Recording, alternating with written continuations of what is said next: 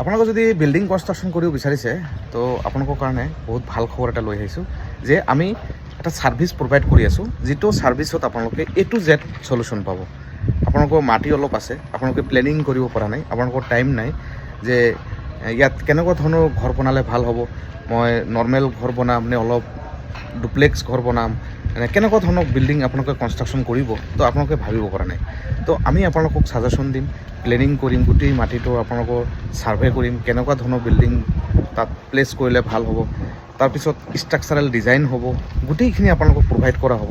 তাৰপিছত আপোনালোকৰ লগত আমাৰ এটা চুক্তি হ'ব, এটা এগ্ৰিমেণ্ট হ'ব, য'ত গোটেই মেটেৰিয়েলছৰ স্পেচিফিকেশ্যনখিনি থাকিব, কষ্ট ডিটেইলছখিনি থাকিব, তাৰ যিটো পে'মেণ্ট শ্বেডিউল এই ডিটেইলছখিনি থাকিব, কিমান পে'মেণ্ট কেতিয়া কৰিব লাগে এই ডিটেইলছখিনি আপোনালোকক দিয়া হ'ব।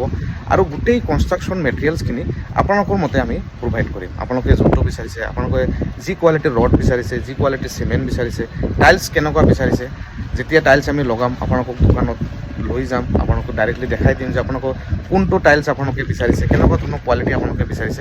এই গোটেই বস্তুখিনি 100% আপোনালোকে ট্ৰান্সপাৰেঞ্চি পাব।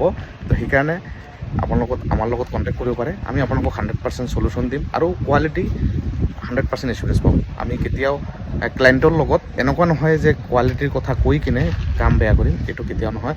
আপোনালোকৰ চকুৰ আগত থাকিব, 100% কোৱালিটি এচুৰেঞ্চ হ'ব। গতিকে আপোনালোকৰ যদি এনেকুৱা প্লেনিং আছে বিল্ডিং কনষ্ট্ৰাকশ্যন কৰা, তো আমাৰ লগত কণ্টেক্ট কৰিব পাৰে, আমি আপোনালোকক ধুনীয়া ঘৰ এখন সাজি দিম। Thank you so' much.